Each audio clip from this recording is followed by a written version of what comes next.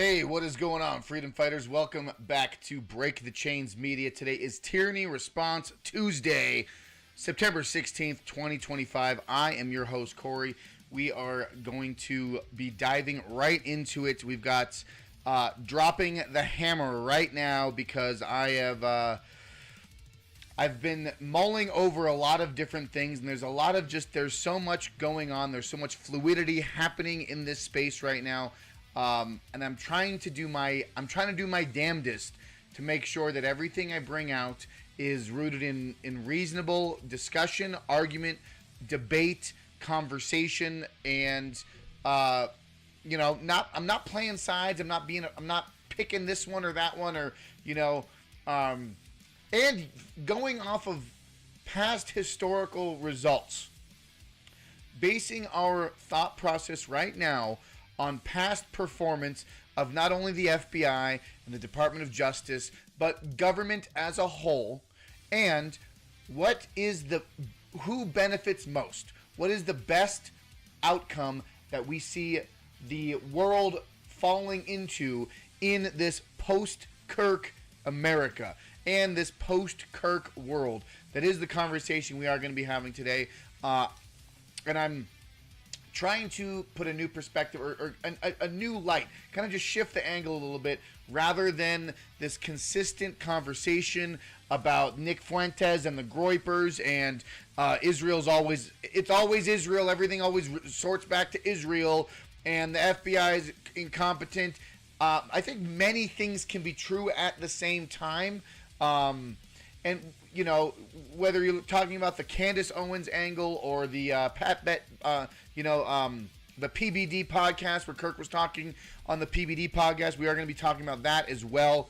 And I think we have to really objectively look at what is the end goal and what do they really want in America. What is the globalists' time frame? What is the globalists' time scale? What are they working with right now? And what is the best avenue for them to achieve their end goal?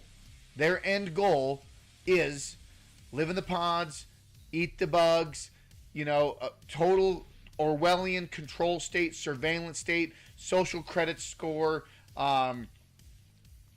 this hybrid between communism, fascism, technocracy, digital hellscape.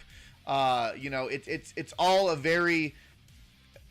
very dynamic movement, and I just want to make sure everyone is aware that this is a very deep energy siphon. Right now, what's happening right now is a deep energy siphon of our spirit, of our soul, of our being.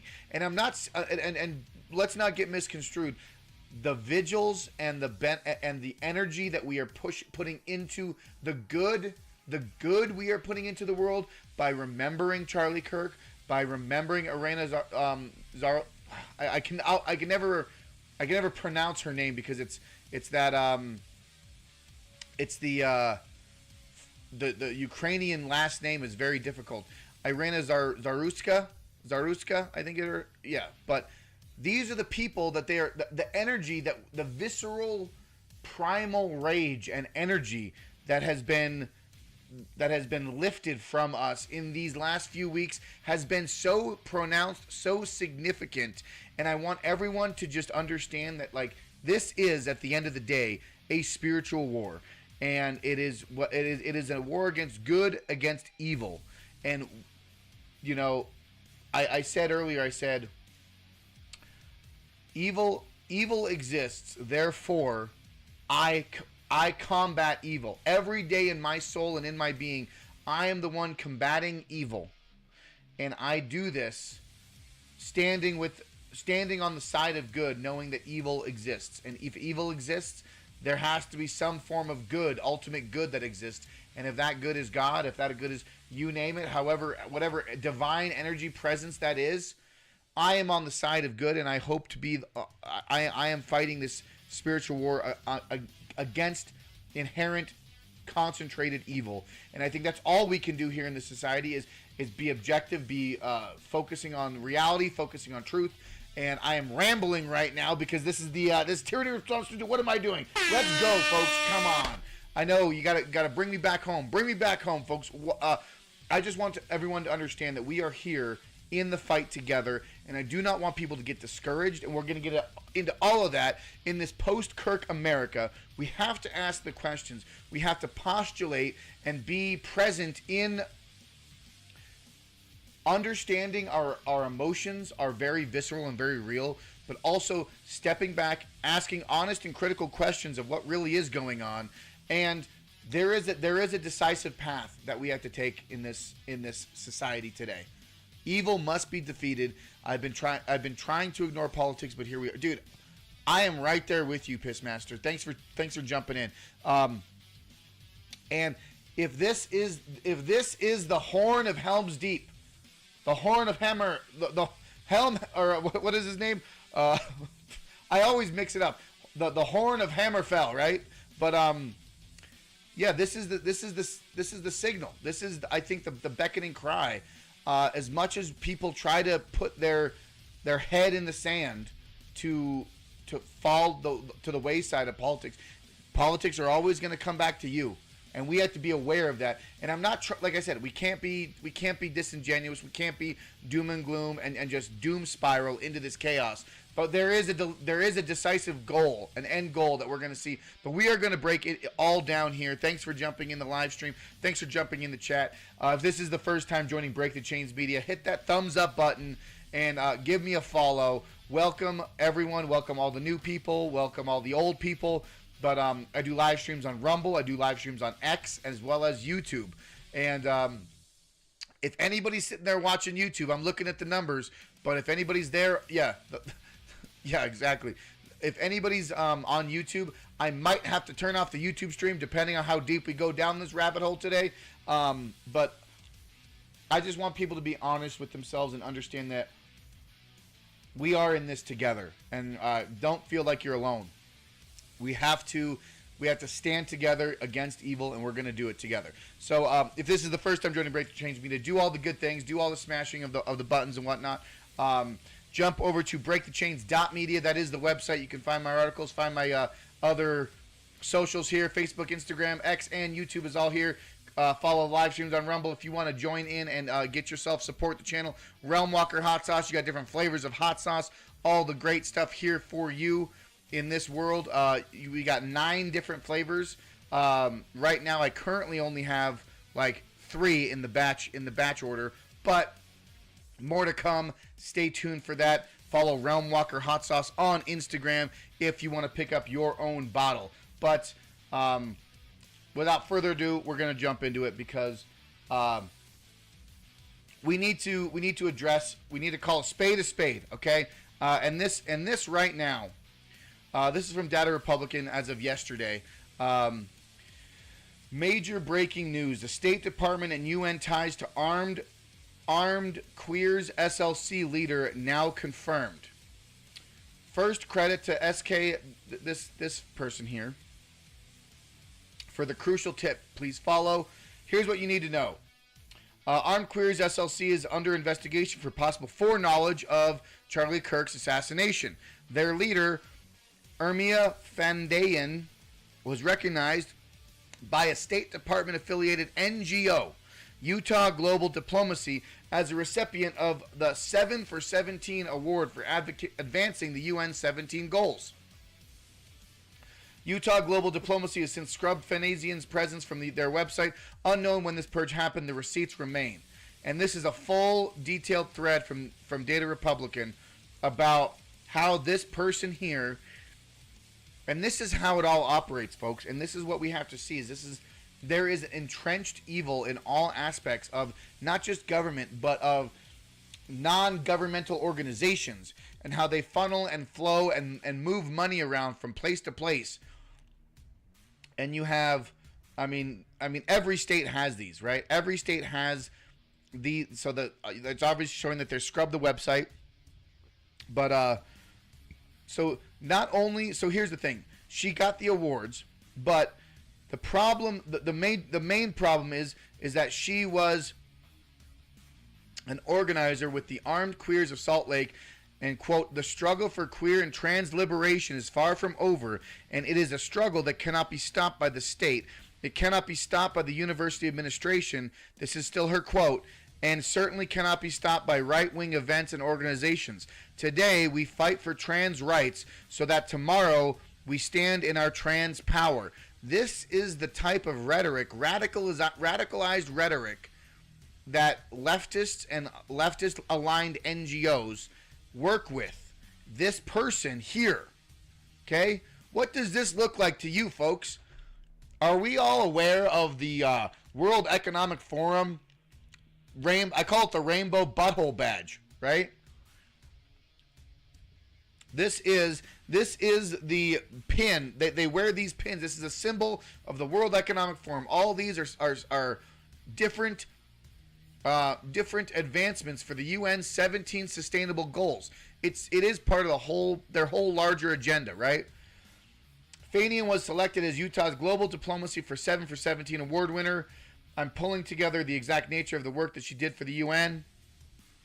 This is all from Data Republican. Super extensive work. I mean, Data Republican's always knocking it out of the park. But so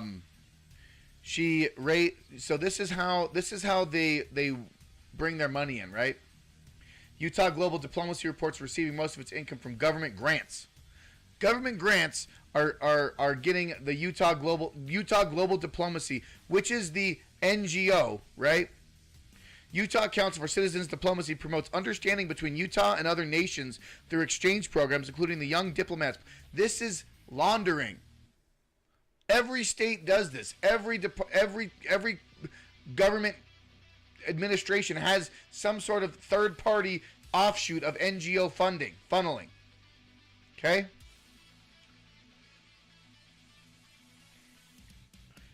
But I mean, this is super extensive, but this is just a slice into what type of entrenchment goes on in these in not just this is Utah, right? I sat down with Slug Magazine to talk about my work to arm queer and trans communities and move forward our communal militant defense for their Pride 2021 issue. Click below to read our conversation. This is what it looks like when you arm yourself behind an ideological group. Okay, you get radicalized. I mean, arguably, this is a I would consider this no different than like a Black Panthers or a black supremacist or a white supremacist, right? When you get militarized, armed ideologues who feel like they have to do everything in their ability to promote, and see, this is a tough. I guess it's not really a tough spot for me as a Second Amendment absolutist. I think everyone has a right. Everyone does have a right to arm themselves with firearms and arm themselves safely and defensively to protect yourself. Having the Second Amendment is a defensive measure, not an offensive measure, right? All right, and let me know in the chat if we think otherwise. But if you're a Second Amendment proponent, as I am, the Second Amendment is written as such: the right of the people to keep and bear arms shall not be infringed. An armed militia, right? We have a right to defend ourselves against a tyrannical government. Defend ourselves against a tyrannical government. It is not meant for offense. So if these people are using it objectively to be an offensive front against their ideological goals, against their ideological perspective, that is weaponization. That is militarizing themselves in a arguably offensive and dangerous way. I don't promote violence, and I don't think anyone should be promoting violence, right? Very ironically, Fanian also appears to have co-founded the Utah chapter of March for Our Lives. David Hogg, if you're serious about gun control, you might want to check out this person who also runs an armed pro-gun group. I mean, let's not debate here, but like I said, guns belong in the hands of everyone. If you are going to be weaponizing yourself in an offensive manner against your fellow citizens, that is when we start having problems. That is when we start speaking about hot conflict. Okay? But this person here is essentially a militarized trans and queer branch of this intersect of radicalized pro gun ideology. Trans Tifa, if you want to call it that. I don't know if any of these are going to even get on the YouTube live stream. I mean, right now YouTube just I'm sure YouTube's loving this stream right now. But we'll keep it running as it goes right now. But these are the people, folks. These folks operate in the UK, or I'm sorry, in Utah right now. But I would highly recommend for people, if they wanted to follow through with this, go follow Data Republican. Go check out this whole thread. It's super extensive. It's been caught by hundreds of thousands of people now. Let's see. This is the person that is in question right now, that is working with the Utah pro-gun group and the pro-trans group. Okay, let's see what this person has to say. What makes the biggest difference for change? I think that the protests do it more so, actually, because as we've seen, our electoral politics have failed us. Even though the young people significantly came out and voted for Bernie Sanders during the primary, we saw that Bernie Sanders did not end up being the nominee. And so a lot of the times, the loopholes that are in electoral politics don't really allow people to have their voices heard the way that this country was set up. Some people say that it takes a violent protest to get people to listen. Do you agree, or should they remain peaceful? I agree. I absolutely agree. I'm a member of the LGBTQ community, and our liberation and our rights came after the Stonewall riots. That's something that a lot of people don't like to talk about, is that, the LGBTQ movement started with Stonewall riots. I wouldn't even be able to be a student at this school if it wasn't for a violent riot that took place within a span of 3 days.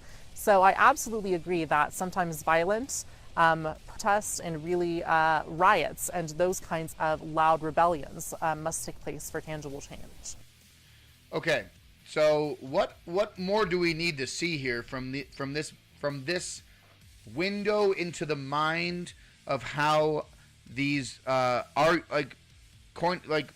it's terms been tossed around, trans Tifa? I mean, is this not a textbook example of what trans you would describe as trans Tifa? This is essentially it.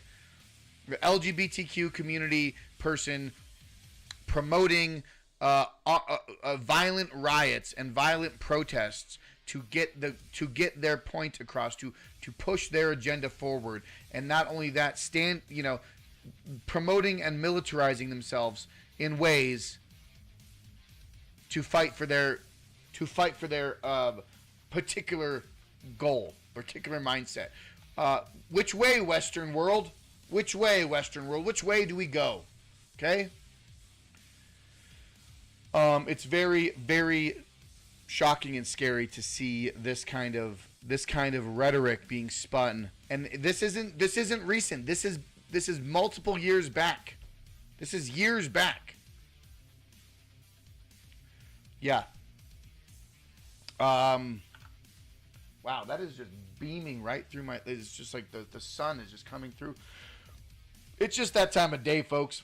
The sun is bright. The sun is coming through this quite nicely.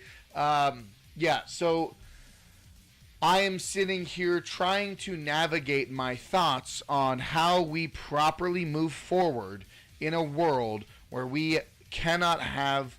They've literally killed the person trying to have the debate.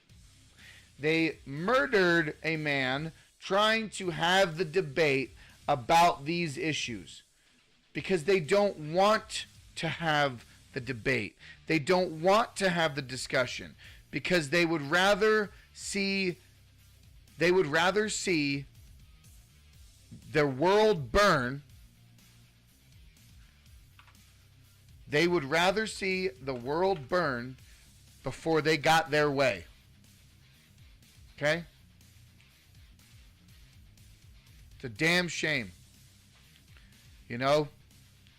Let's see here. Like this.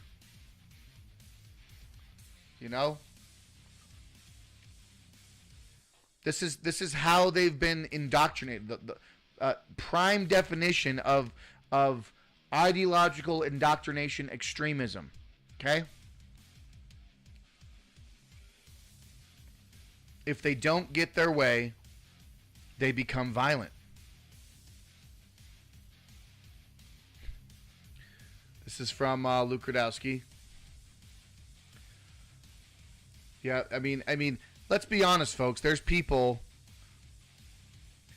There are extremists on both sides, absolutely. But more often than not, we are seeing. And then they had the conversation. Oh, what was it? I'm gonna pull it up right now. But was it Minnesota?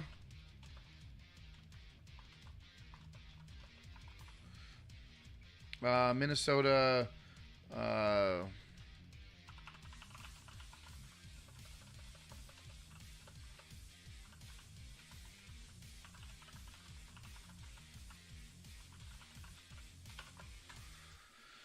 Let's see here. Who was it?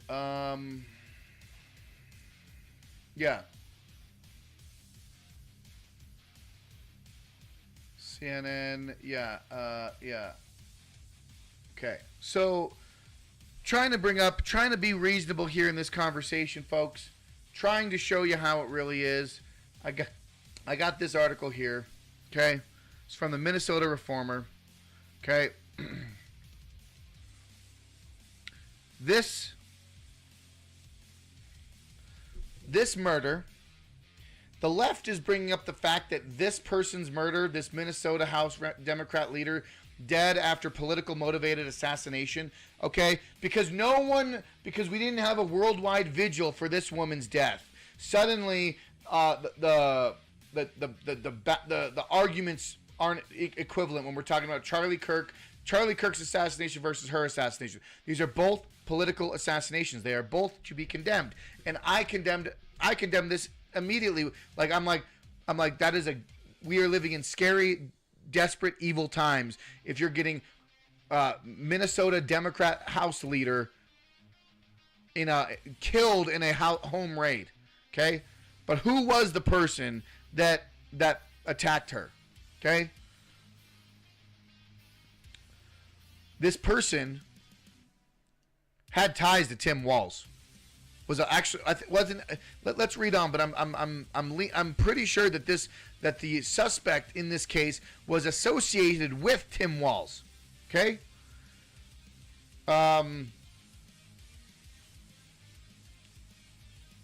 After a man impersonating a police officer. Yeah, this was that person.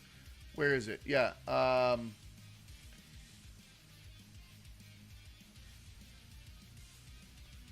Let me see here. Because they had a picture of this person at their front door. Yes. During a remark Saturday, Waltz denounced political violence, said the people involved in the shooting would be caught and held responsible. This was an act of targeted political violence. Peaceful discourse is the foundation of our democracy. This is what Tim Waltz said. Okay? Tim Waltz said this. Peaceful discourse is the foundation of our democracy. We don't settle our differences with violence or at gunpoint. As Charlie Kirk's assassinated, as this Democrat House leader is assassinated. Okay?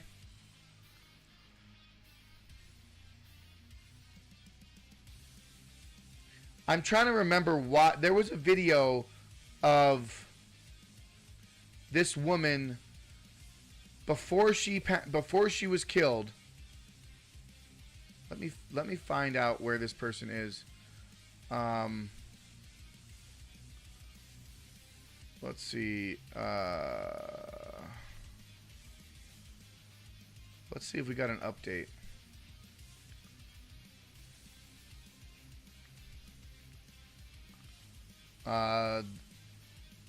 Hold on. I'm pretty sure this guy worked with Democrats here in Minnesota.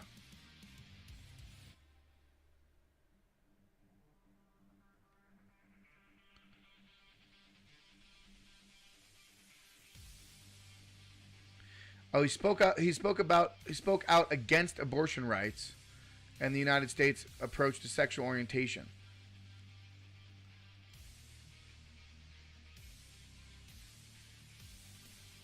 This is the same guy that wore the mask and he disguised himself as a police officer, right? We're talking about equal. Like they are both to be condemned. Okay, extremists on both sides are to be condemned. Murder for against political ideology is to be condemned, 100%. Okay. All right, let's just go back.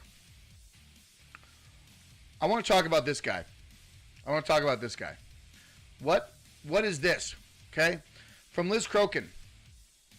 This guy. Okay? This is a tinfoil hat alert, folks. Warning. Tinfoil hat alert. Okay? We're going to get into some weird stuff, but it's not really weird stuff. It's asking questions. It's being objective in our truth. And understanding that this whole situation is extremely fluid, and there's a lot there's a lot to take place. There's a lot to take away from it. There are like I said in my Liberty on the Rocks, like I said in my Liberty on the Rocks presentation, I quoted Donald Rumsfeld. I said there are no knowns. There are things that these are things we know. There are known unknowns. There are things we know that we don't know. And then there are unknown unknowns, things that we don't know. And then there are unknown knowns, things that we don't know that we should know. Right? It's a hilarious inflection point of reality. But to use that in our benefit, these are the known knowns. Okay? This is the man. Oh, fuck off. Come on. What the fuck are we doing? Okay, what the fuck was that? Whatever. This is the man that was... First of all, why the hell is this guy being arrested with his pants down? Like, why is he being dragged off with his pants down moments after Charlie Kirk was assassinated? Okay? Let's read into this, okay?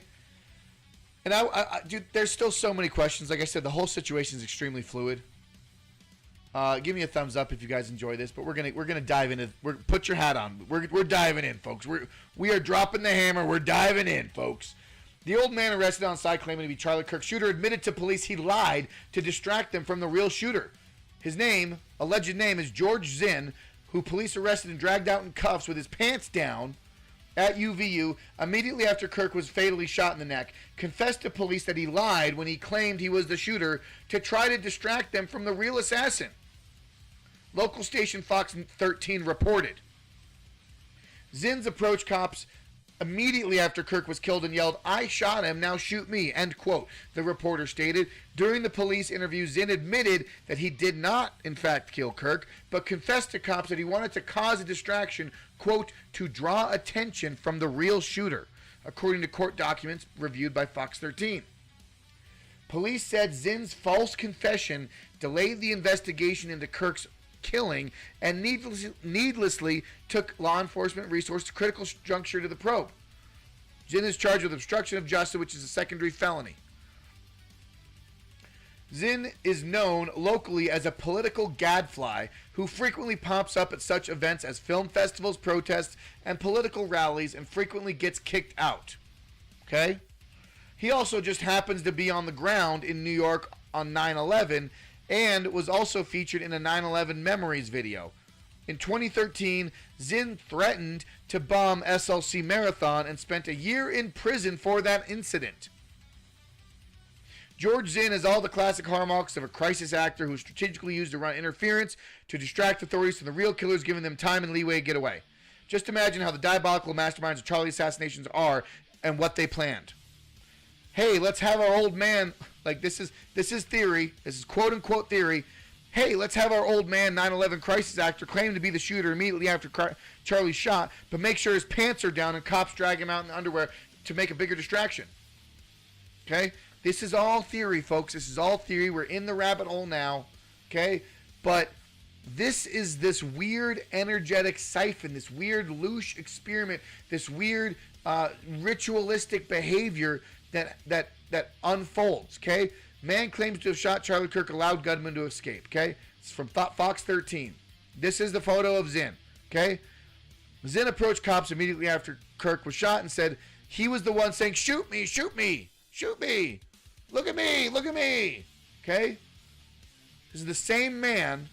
In this, are these not the same men? Ears, nose, face,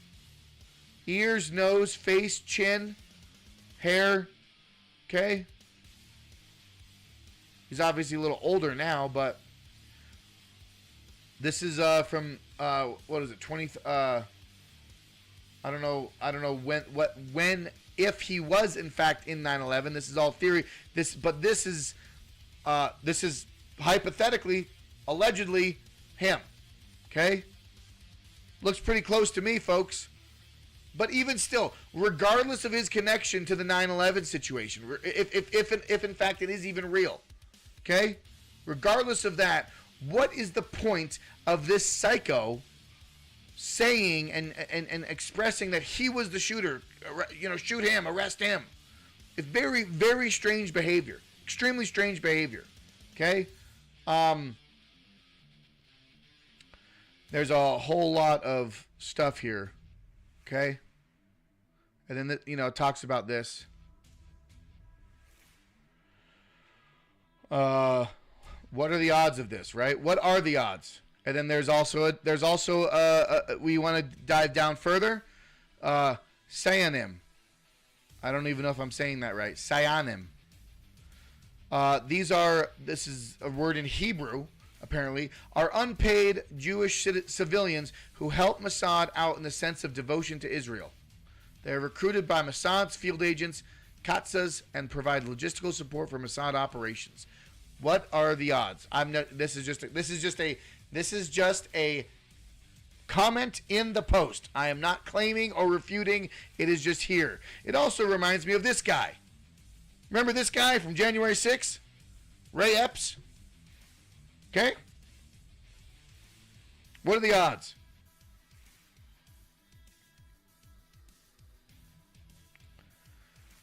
Yes. So with that being said, folks, it is very, why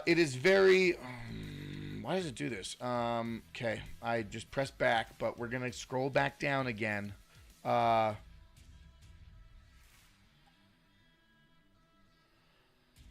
Tying into all of these things, getting into it makes me fucking tired. It makes me tired, folks. Shit keeps churning forward. It's all unraveling as each day passes. Okay, I'm tired, boss. I'm tired, boss. That's really how I feel right now. And if you feel the same way, give me a thumbs up in the chat. Give me a fucking follow. Give me a like. It's all very fluid. It's all very stressful. Thinking of a rational and calculated way, yet an all-encompassing blueprint for tonight's Tyranny Response Tuesday. Well, here we are, folks. Many developing and emerging theories unfolding right now, but somehow we have to rise above it all and distill a message. What is that message? What is the message? What is the end goal? Who are benefiting from this crisis? What is the end goal of this crisis? These are questions we have to objectively answer for ourselves and see what the long game is, right? I call them globalists. I call them the Agenda 2030 elitists. These are evil people who are pushing a demonic agenda onto us. Demonic outline, a demonic plan. This is a plan that they are trying to instill on not just Western nation, not just the United States, but the entire world, folks. This is happening across the world in cities all around. In America, particularly, they have to have the West fall to instill and to ensure their globalist agenda comes to fruition in their mind. Okay? That is what they want. They want that. Are we going to let them do that? Are we going to let them play us the victim? Play us the fool for this larger game that's being played out? What happened during 9/11? What happened when we saw all of these things? Everything happened all at once, and I feel like this whole time right now is a distilled version of the 9/11 tragedy. Okay? They never let a good crisis go to waste. And the distilled tragedy of 9/11, what happened that day, the logistics that went into that day was 100 times more involved, if you will, than Charlie Kirk's situation. Okay? But what's happening right now is that we have everything unfolding in real time. We have data falling through real time. We have the Discord conversation. This chat. Let's look up the chat, folks. Let's look up the chat of what they gave us today from the Discord chat. And you tell me what you think. What are your thoughts with this transcript of the Discord conversation? This is allegedly the Discord conversation between the suspect and their alleged lover, roommate, whatever have you. Okay? And I'm not going to read the entire thing, but see, the underlying things are what's in question the most to me. And I posted this in my Telegram. If you want to be a part of the Telegram, that's a premium subscriber, top tier subscriber level information with from Break the Chains Media. But hey, listen here, folks. I don't charge for anything, but here, like, this is not how early 20-year-olds chat and have a conversation on Discord. Even me and the people I conversate with on Discord, we don't talk this elaborate. We don't use this type of language. We don't speak with full sentences and punctuation. Okay. I'm just going to read off from the top. I'm going to read off what they have in this alleged report from the Discord. I am still okay, my love, period, but I am stuck in Orem for a little while longer yet, period. I shouldn't be long until I can come home, comma, but I gotta grab my rifle still, period. To be honest, I had hoped to keep this secret till I died of old age, period. I am sorry to involve you. Then the roommate responds, you weren't the one who did it, right? Question mark 4 times. Suspect, I am sorry, or I am, comma, I'm sorry. Roommate, I thought they caught the person. Suspect, no, they grabbed some old crazy dude, then interrogated someone in similar clothing. I had planned to grab my rifle from my drop point shortly after, but most of that side of town got locked down. It's quiet, comma, almost enough to get out, comma, but there's one vehicle lingering. Why? Why did I do it? Yeah, I had enough of his hatred. Some hate can't be negotiated out. If I am able to grab my rifle unseen, I will have left no evidence. Going to attempt to retrieve it again. Hopefully they have moved on. I haven't seen anything about them finding it. How long have you been planning this? The alleged suspect says a bit over a week. They use the term squad car, swept that spot. I'm wishing I had circled back and grabbed as soon as I got I'm worried that what my old man would do if I didn't bring it back, Grandpa's rifle. So even in this conversation, they're saying that the rifle was the grandfather's rifle. Do you guys remember from last stream? Let me just really quickly. Do you remember from last stream when I spoke about, where is it? Okay. Does this look like grandfather's rifle? Does this look like grandfather's rifle to you? If we're gonna compare the Discord chat log, saying that I'm worried what my old man would do if I didn't bring back Grandpa's rifle. I don't even know if it had a serial number, but it wouldn't trace to me. Only thing I left was the rifle wrapped in a towel. If this person had any knowledge of any sort of level of Federal Bureau of Investigation capabilities, you'd have thought they'd have left not a trace, because I'm pretty sure anyone with functioning brain cells would know that they could fingerprint and fucking DNA scan this shit. But no, I just left the gun. I don't trust this Discord conversation for a goddamn minute. Not a minute. And this ain't Grandpa's rifle. Let me tell you. This is a rifle you pick up at the goddamn Walmart down the road or the Bass Pro Shops. This is a basic run-of-the-mill fucking cookie-cutter, modern-era, bolt-action rifle. This ain't no grandfather's ancient fucking war mural weapon, okay? This is not all adding up at all, in my opinion. In my opinion, folks. Thumbs up in the chat. Thumbs up on the stream if you agree. Okay? It's all very fluid. I understand. I'm aware. Okay? Okay? Are we going to talk about the elephant in the room? Are we going to talk about the elephant in the room? Because we're sitting here now with FBI this morning, Kash Patel was grilled by the Senate. They were talked about all kinds of stuff. They talked about the Epstein files. They talked about Charlie Kirk. They talked about, I mean, to be honest, I think it was a little bit of a circle jerk to, if you ask me. If you ask me, Kash Patel did a little bit of circle jerking. You know, it was kind of pathetic at least. Okay? But this is, I wanted to bring up these articles here, folks, because we're in it now. I'm questioning everything. Okay, this is a Media Matters article. Media Matters is funded as an extreme leftist, far leftist trash rag. However, I did want to bring up a very important video clip of Charlie Kirk speaking on Pat Betrick David's podcast, okay? On the PBD podcast, okay? Where is it at?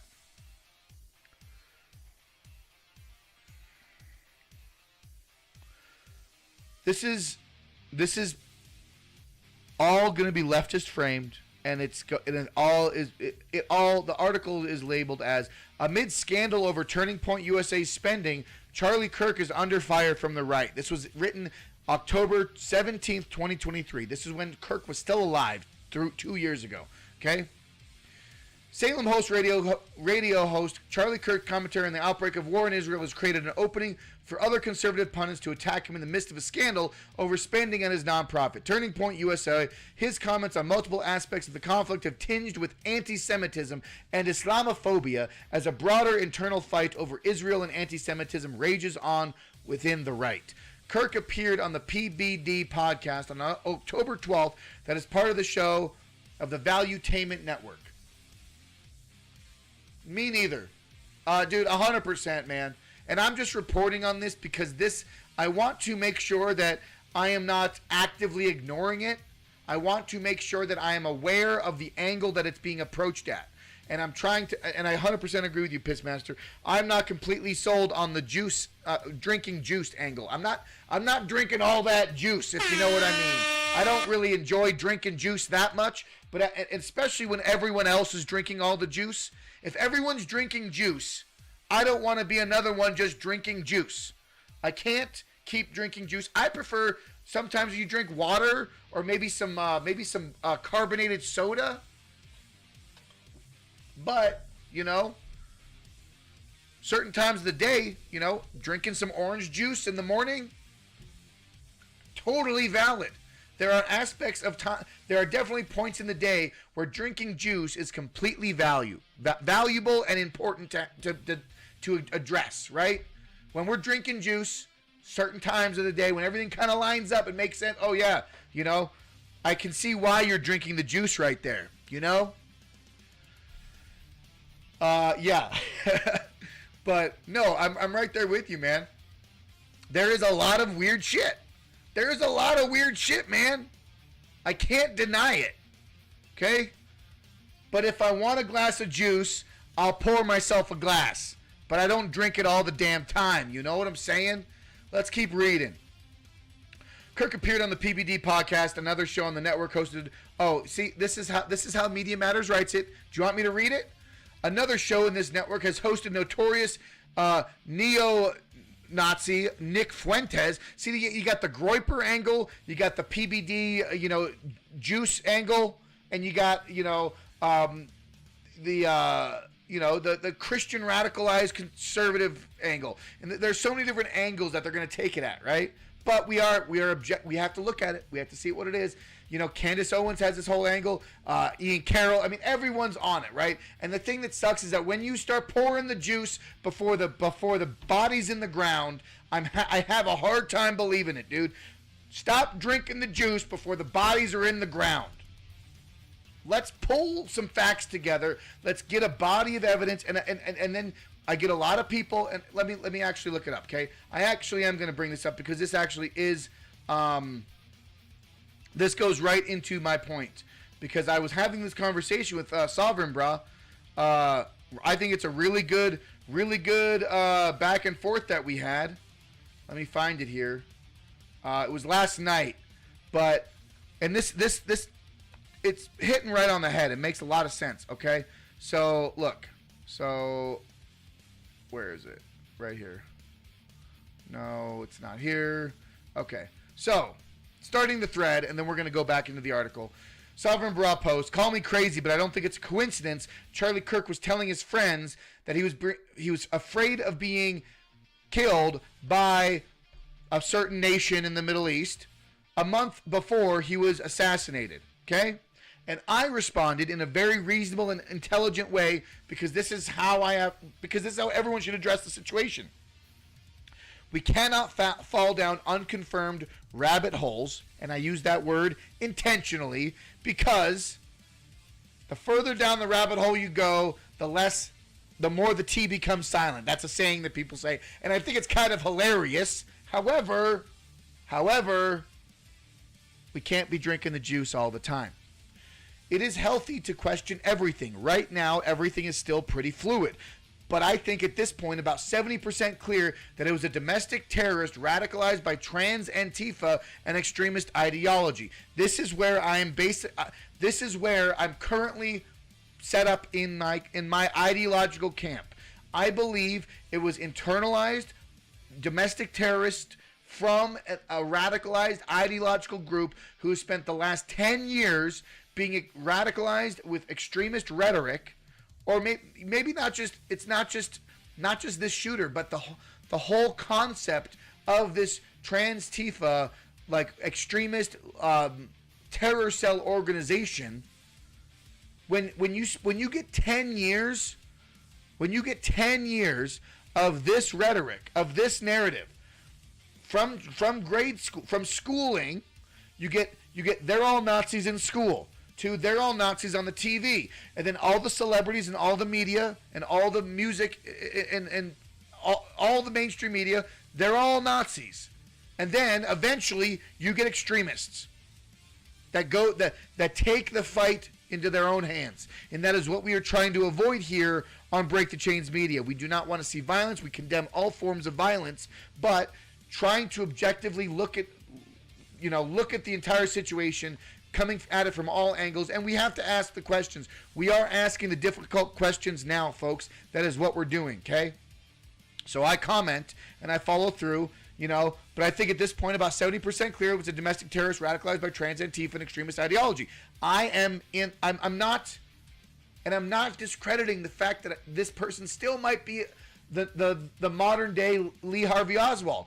This person still might be a patsy.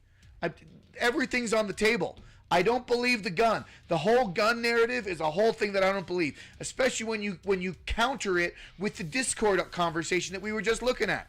When they're talking about the old grandpa rifle that might not have a serial number, but we see the rifle that was in question was a modern lock, stock, and barrel rifle that you can pick up at Bass Pro Shops. It doesn't add up. So then Sovereign Bra responds, he says, reminds me of when it was 70% confirmed that Lee Harvey Oswald was the only party responsible for the assassination of JFK. I agree. I agree with that, right? And I said, I'm not disagreeing with you. This whole thing has distracted the entire world while they kill the Epstein bill. Speaker Johnson posits legislation against anti-Semitism in America, and the whole greater Israel ethnic cleansing conflict that's happening right now with Gaza and Israel, and then the conversation about Iran and these larger network groups that are being spoken about, right? This is all very real, still happening at the same time. There are many things that can be true at the same time.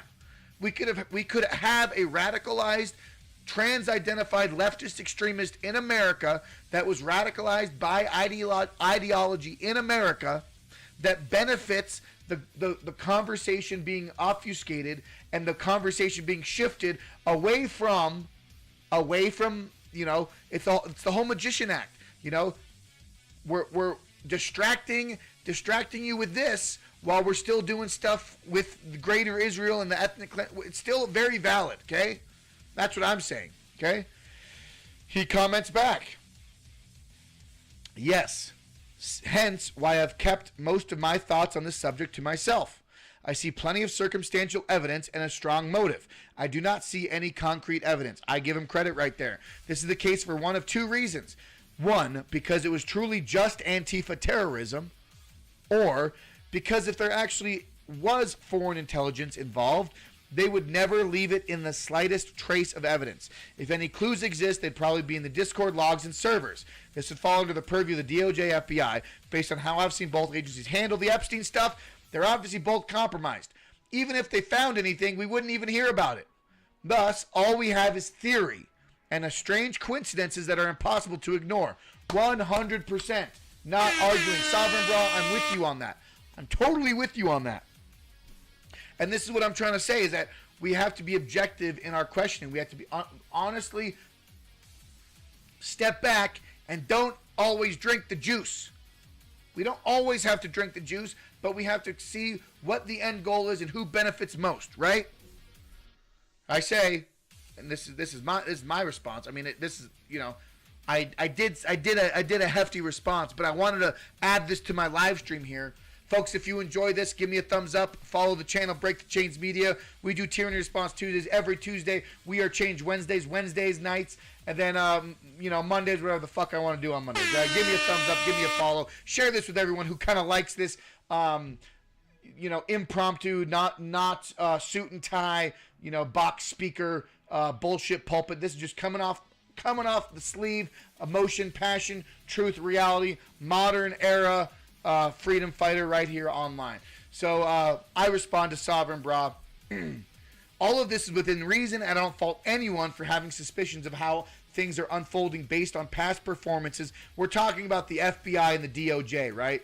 When we see the utter ineptitude and the cover-up and the disgrace falling flat on their face when they're talking about the Epstein files, when they're talking about the Butler, Pennsylvania cover-up, when we're talking about COVID, holding people responsible for the COVID trials and all these other things, Fauci, you name it. We are seeing ineptitude happen day over day with our own government. So questioning that is important, and staying grounded in your truth and your morality is important. Retain that, right? Retain that. We are living through a, quote, turning point in American history, and this is certain. See, even that is strange. And I bring that up on like a side because it's like, this is how the occult do things. They live in this weird occult world of numerology and symbology and doing things on certain days and doing things at certain times and having imagery associated with it. And the fact that Charlie Kirk was assassinated in an area that was shaped like a menorah is, I think a coincidence, but it's also, if you're using the lensing of the elite, it's not a coincidence. Do you understand what I'm saying? So we have to see everything for what it is. If you look at a bird's eye view of where he was assassinated, it is in the shape of a menorah. But I also think that might be a little too much down the rabbit hole, But the fact that Charlie Kirk was the lead proponent of this Turning Point USA era, and he was the one who founded this group, and then he was assassinated, and now we are in a turning point in America right now after his death, is seriously unavoidable, right? You can't take away that iconography, right? That iconography of Charlie Kirk being the turning point of how we move forward in American politics. Post-Kirk era America is right now, and it is happening right now. So moving on, outside of, quote, keeping the U.S. in check by sending a message, what would be the point of Israel offing Kirk? I'm asking this this is an open-ended question I'm asking right now, and I need something for my little soft throat because I'm starting to sound like Alex Jones. It's fine. Everything's fine. Globalists want America to fracture from within. Anyone that can clip this, please clip it and share it. Okay? Ready, set, go. Outside of the U.S., wow, I just screwed that up. All right, sorry. Outside of keeping the U.S. in check by sending a message, what would be the point of Israel offing Charlie Kirk? Globalists want America to fracture from within. They need a casus belli to justify right-wingers agreeing to infringing on the Second Amendment rights of Americans. The trans/mental illness ban that they were talking about since the Catholic shooting weeks ago. This assassination is exactly that. While I agree that trans is a DSM-5 mental illness, giving the government the authority to take the Second Amendment rights away from them over this mental illness is a slippery slope into anyone becoming labeled as, quote, mentally ill. We need to come together as Americans and make sure we don't act or behave in irrational ways in which the globalists would enjoy us behaving in. This is why I denounce violence and I denounce active terrorist, active extremist cells rising up and saying call to violence is not called for here on this channel. I want to continue the civil debate and civil discussion here in America so we don't fall into the exact plan that the globalists want us to be in. We need to come together as Americans and make sure we don't act or behave in irrational ways in which the globalists would enjoy us behaving in. Which is why I am trying to hold the voice of reason. Or is it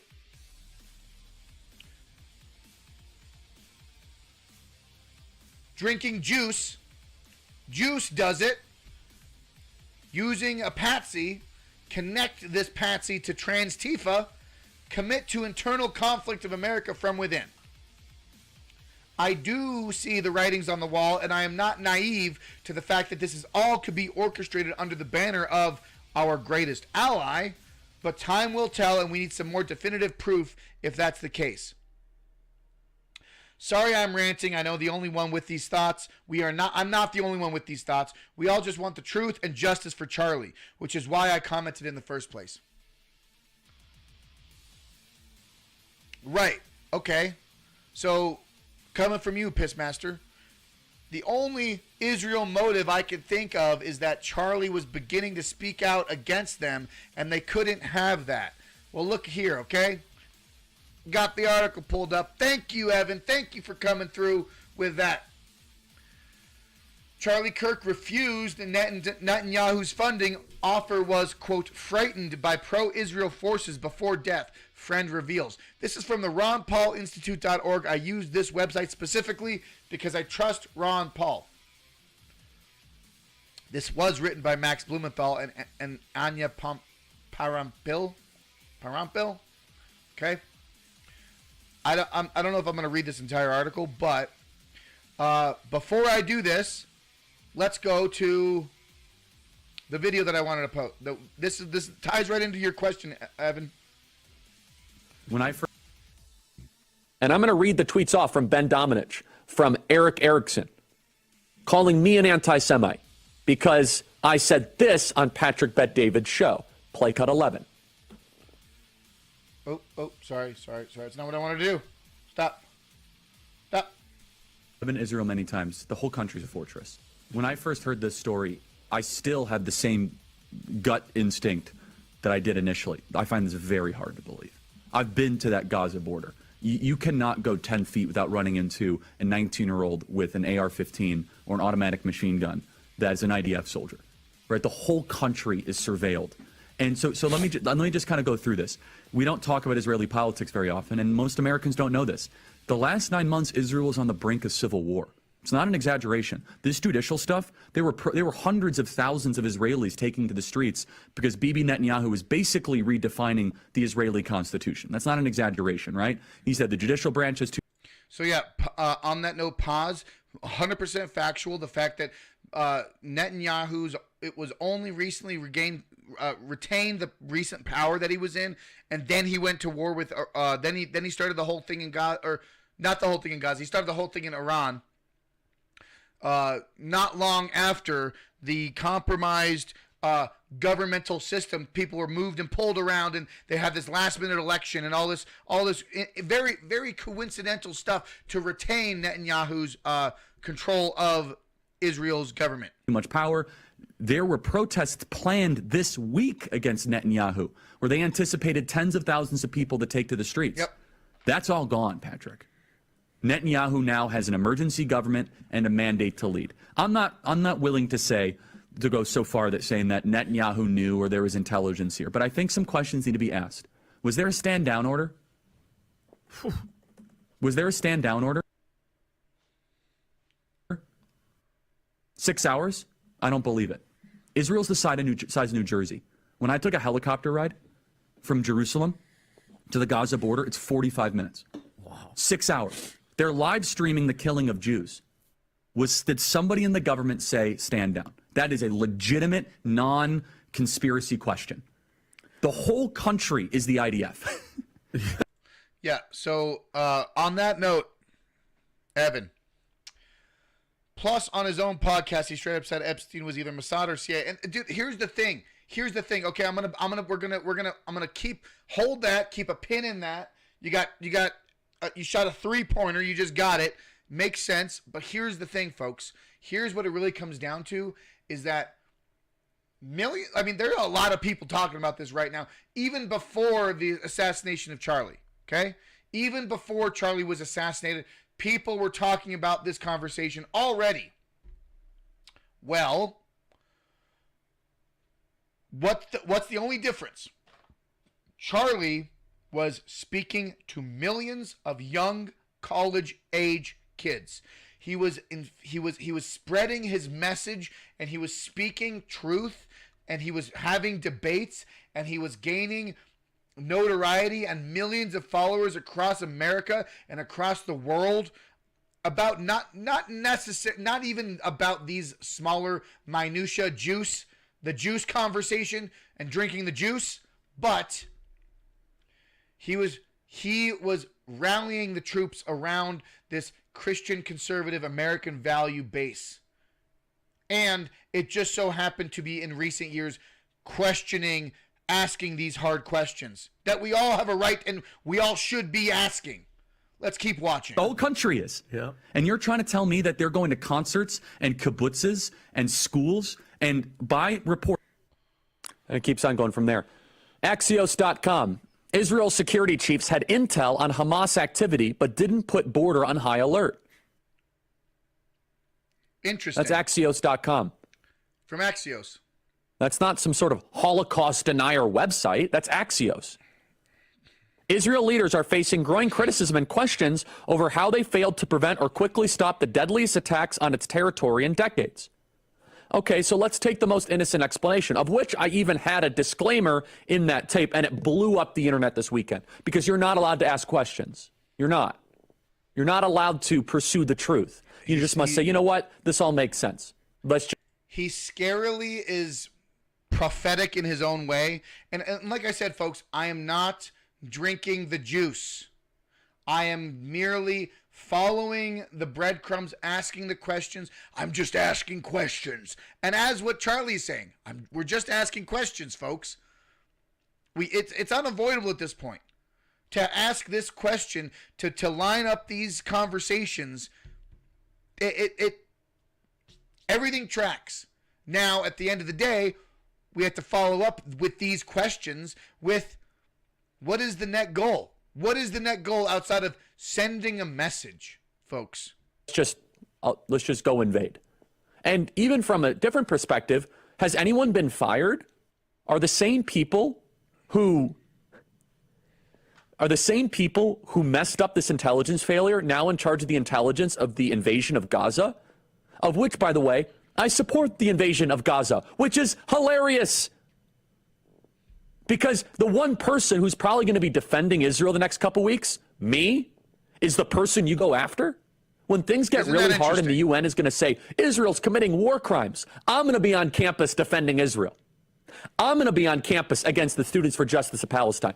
I'm going to be on campus against the Democrat Socialists of America. But I'm the anti-Semite? Put up this tweet. Ben Domenech. If Charlie Kirk remains the head of TPUSA, the right has an anti-Semite problem that will follow them into coming elections. Ben Domenech calling for regime change at Turning Point USA. Someone should probably inform him that's not going to happen. The only interesting how everything is unfolding right now. This is very prophetic and alarming to see Charlie speak in this way post assassination of him, right? Well, that's not going to happen. Well, guess what? It did happen, and it wasn't by choice. It was by force, unfortunately. Play that Ben Domenech has is regime change. Take him out. Color revolution. Launch a coup.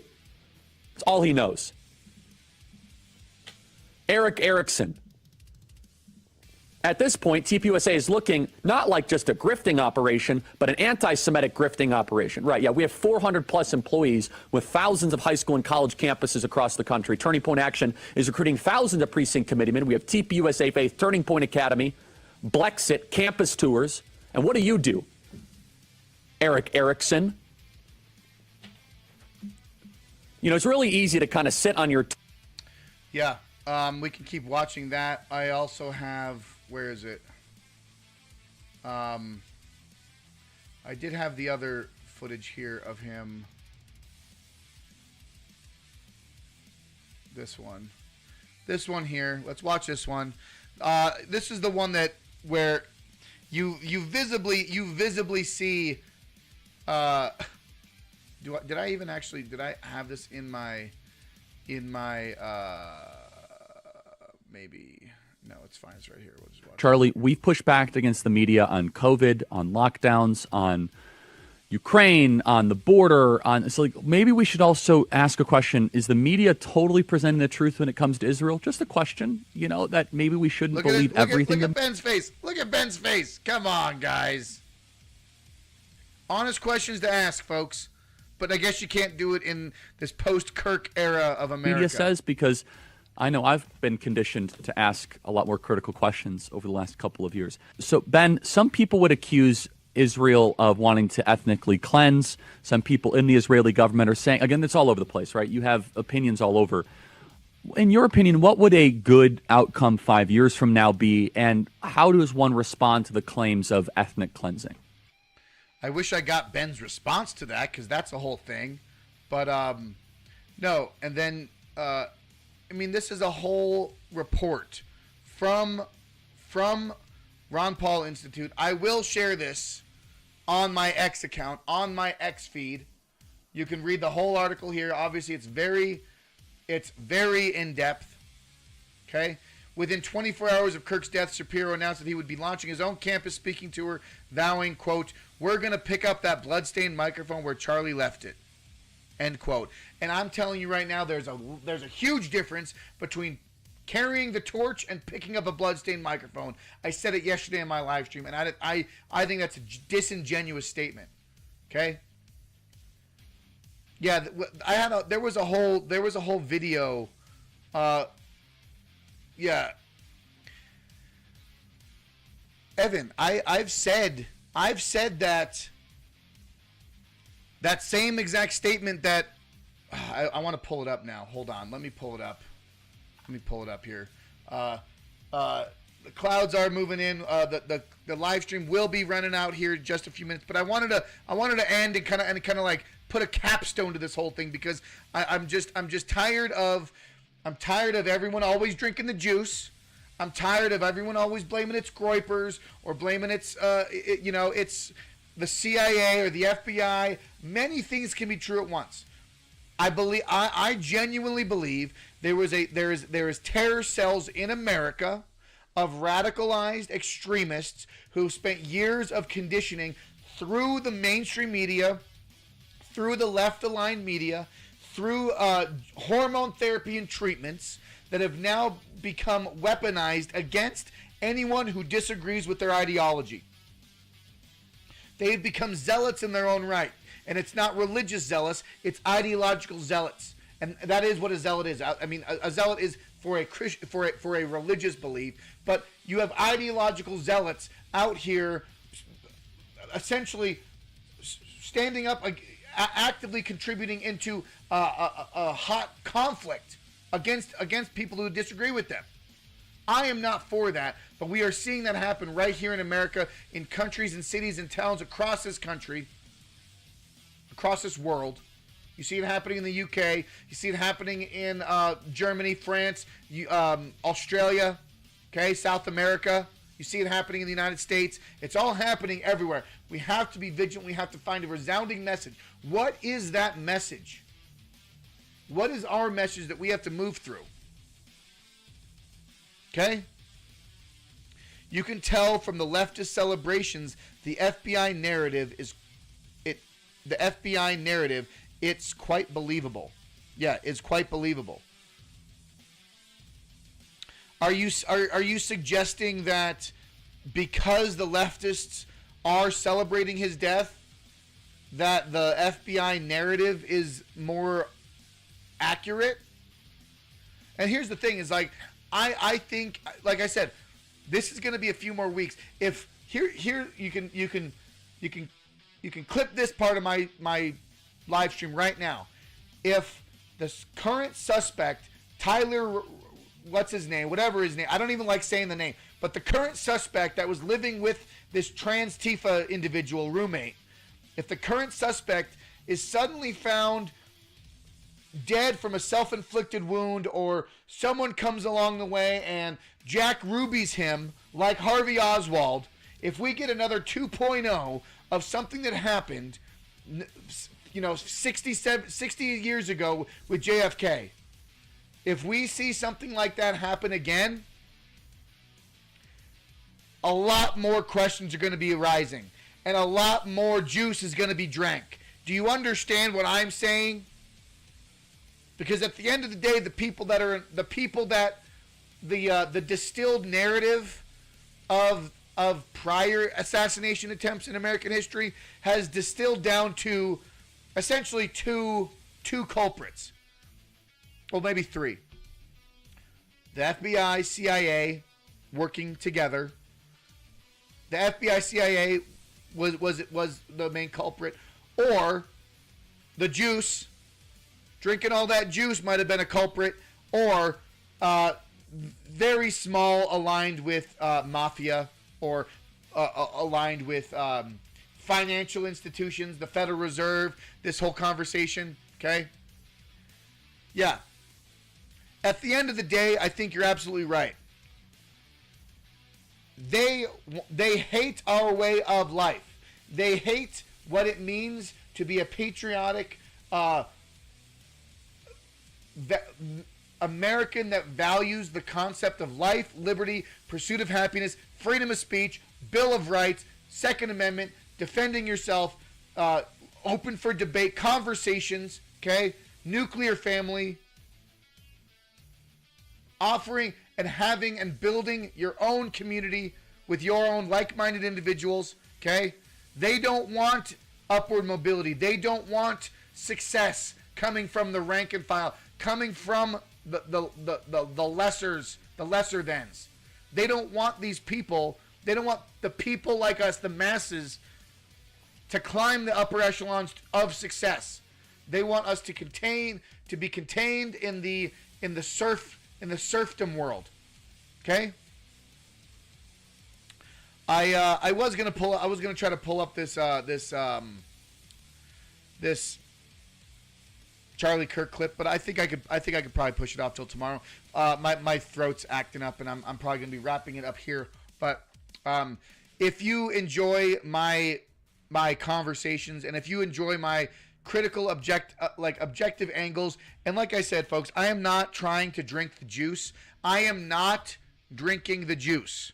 That doesn't mean that drinking juice is something that I do occasionally. And I think at the end of the day, many things can be true at the same time. We have a corrupt government who wants to instill fear through propaganda, through coercion, through backdoor deals, through not just our own government, not just our own government's intentions, but working with other governments to create the end goal of governing through fear. That is the plan of all governments, is governing through fear. Remember that. And so what they do, how they galvanize a nation, and how they radicalize individuals and extremists is situations just like this. We have to make sure we are aware of what really is going on and how we really address this thing, move forward in a healthy and effective, prosperous, safe, but also tempered and deliberate way. Okay? We can't just fall into the rabbit holes of unconfirmed and conspiracy theory and non-tangible facts. And we can't fall into a pit of emotions and a pit of anger. I don't want to be living in a world of anger. I want to see this kind of world where we stand up like Charlie Kirk stood up during COVID and spoke out against the tyranny that is our government. And hopefully the audio isn't going to be painful, but let's see if it is. If it is, I'm not going to play it, but hold on. Kirk, and I'm a new resident of Scottsdale. It kind of feels like I'm living in San Francisco because of all of you and your self-righteous measures. So this is during COVID, Charlie Kirk speaking to the school district about mask mandates. We need to embody this kind of energy. The post-Kirk era of America needs to have Americans like you and I coming together and building strength and value and whatever way we see fit to be more like Kirk. You're putting to abuse the children of this wonderful state. I'm going to have children here one day, and I sure hope people like you aren't in charge. You are defying Arizona law and measures to mask children, even though there is zero evidence to show that children are at a significant risk of catching or dying from the Chinese coronavirus. In fact, children who drive to school are at a much larger risk of dying on the way to school than from COVID-19, according to the CDC. The CDC's research says the following. Children 5 to 14 years old have a 0.2 chance of dying from COVID. Yet from all deaths, suicide is 1.5, homicide 0.7, cardiovascular disease 0.6, drowning 0.5, flu and pneumonia 0.3. Suffocation and COVID are the exact same measure. Yet this district has decided to go in their own direction against the will of the taxpayers of this area and want to mask children. We know what masking children does. This has a serious mental health toll on young people. The inability to communicate, the inability to even hear what teachers are saying. Okay? So folks, we need to embody that energy. We need to embody that energy of Charlie Kirk in our everyday lives and find whatever way we can make our world a better place with how Charlie Kirk spoke against all kinds of people, spoke against it and in favor of it. Like, this is the debate, right? He will be avenged, not by blood, but by the unstoppable force of our political will. The Democrat Party is finished. Their era ends here. The post-Kirk era of America is now. It's right fucking now, folks. Thumbs up in the chat. Follow this channel. Share this with your friends. I know I'm going to be wrapping up here, but I just wanted to show you a last couple things. Like, you know,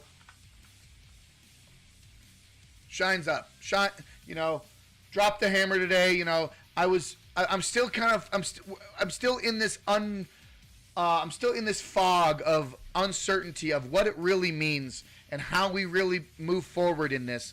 And what I would like to do is I would like to actually make a slideshow or like a visual aid or a display that I make myself to show you, to show my whole stream, make a quick little succinct video, because every time I press record on this, I just have 1,000 different things that all pop off like pop rocks in my brain after I drink the juice. I'm just kidding. I'm just kidding. It's not after I drink the juice, but you know what I mean. You know what I mean. But you know, these leftists think that Charlie Kirk was the extremist. He was the moderate position. He was the middle of the road, open debater, and they assassinated the one who wanted to speak, the one who was trying to speak to the youth. Okay, and this is, I think, the biggest reason why this is so pivotal in our current era right now, is because he was the voice of the younger generation. He was the one that the younger generation of America looked up to find answers, to be questioned, to be challenged by in the debate stage on that conversation platform. Okay? Yeah. We're drinking the juice, not the Kool-Aid. That's fucking good, Colin. Let's go. We're drinking juice, not the Kool-Aid. I mean, I don't know how long you've been watching, Colin, but you know, I've been speaking very openly about drinking the juice, and if you drink too much juice, it's no different than drinking the Kool-Aid. We have to be objective, right? You know, drinking a reasonable amount of juice in the morning with your breakfast is healthy for you, as say the doctors. You know, 4 out of 5 doctors recommend orange juice in the morning with your breakfast. Okay? And sometimes when you're at a party, it's okay to drink the Kool-Aid, but not all the time. But we have to take everything with everything in moderation, folks. But like I said, step back, look at the bigger picture, ask difficult questions, and bring these questions to debate, because this is important to have conversations about. But at the end of the day, what we have to do is stay vigilant, stay truthful, and stay honest with ourselves. Okay? We have to stay honest with ourselves. Yeah. It needs to be objective. Yeah, I am going to be wrapping up here. I know I've been going for an hour and a half today. It's been a long one. But I think tomorrow what I was going to do is I was going to be a little bit more specific to the Colorado conversation. These are some of the stickers I made. I'm going to be making other stickers too. But I have these stickers I made. I've been sticker bombing all kinds of places, folks. But sticker bombing Irina Zarutska and Turning Point. I did this in front of Trump Tower in Chicago, you know. It is a turning point indeed. It is a turning point. Assassinated the man willing to have a democratic debate. America has crossed the Rubicon. Rest in peace, Charlie Kirk. So this is the energy, folks. I want everyone to be vigilant, be calculated, be passionate, question everything, you know. Everything's fluid, and like I said, if more questionable material comes out, like I said, I still don't believe the gun conversation. That gun conversation totally contradicts many different things, and on top of that, it contradicts the Discord conversation that was just recently posted today. So I think that there's a lot of fabrication. I'm not sure when the FBI became short storytellers in this weird world, but if we can get maybe there's someone in the group, someone in the chat can talk about, maybe, do we know hackers? Do we know people who can really get the hard data from these Discord transcripts that isn't just propagated out by the FBI? Because I don't necessarily believe these transcripts. These transcripts don't read like 22-year-olds wrote them. And very quickly, I want to, where is it at? Did I post it here? No, it's wowee. Yeah, these transcripts here, and yeah, Thanks for popping in, Called. No, I really appreciate you. You show up every time. The stickers I will be posting.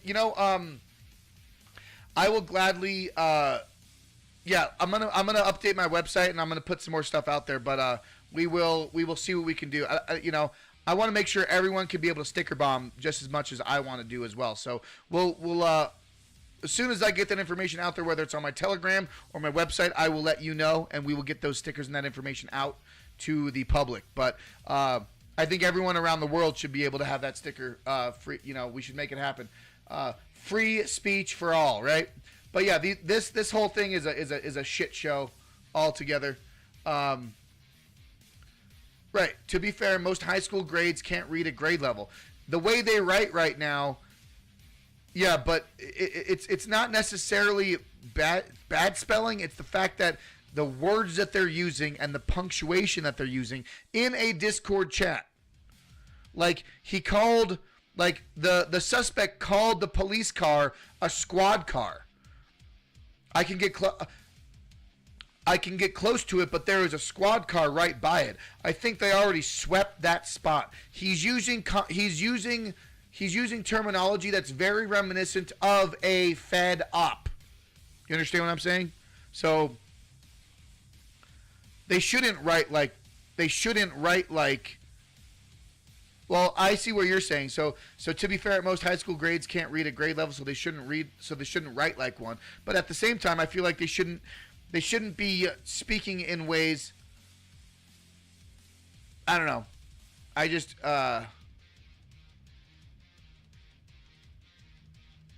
Let's read this bottom one here. I don't know if you guys can read it. Let me see if I can read this bottom one, and then I'm gonna sign off here. See, and that's kind of one of the reasons why I like doing this early. I like doing this. I like doing my stream earlier before the other shows because I haven't even seen Tippool stuff, but I don't buy this Discord crap at all. It says, remember how I was engraving bullets? The fucking messages are mostly a big meme. If I see, quote, notices bulge, ooh on Fox, I might have you stroke. All right, I'm going to have to leave it. It really fucking sucks. Yeah, no. I just think it's a Fed. I mean, I don't trust it. I think it's a Fed posting. Here's a, I'll leave you with this, Charlie Kirk. Charlie Kirk's the dog. Okay. We've been running this stream for a long time, folks. Evan, Colin, thank you folks so much for jumping in. I super appreciate everyone that joins these streams. I know sometimes I can go on tangent, kind of rant and do whatever I want, but it's just such a fluid time right now, and I don't really know how to address everything, but all I want to do is make sure I put out my thoughts to the internet, to the world, and let everyone know that questioning things is healthy. Drinking juice is healthy for you within moderation. Do not overdose on the juice. Do not overdose on the Kool-Aid either. Government is not here to help you. Okay? Juice isn't going to cleanse you. Like I know that people talk about juice cleanses and all that, right? A 7-day juice cleanse or a 5-day juice cleanse. But guess what? A 24/7 juice cleanse is not going to help the situation, because at the end of the day, who profits, who benefits, who is the main benefactor in all of this world, right? Folks, I love you. I appreciate you. We are going to jump over, and if you guys want to hang out just a second longer, I am going to jump over to the Beanie Cast right now. I do like live streaming.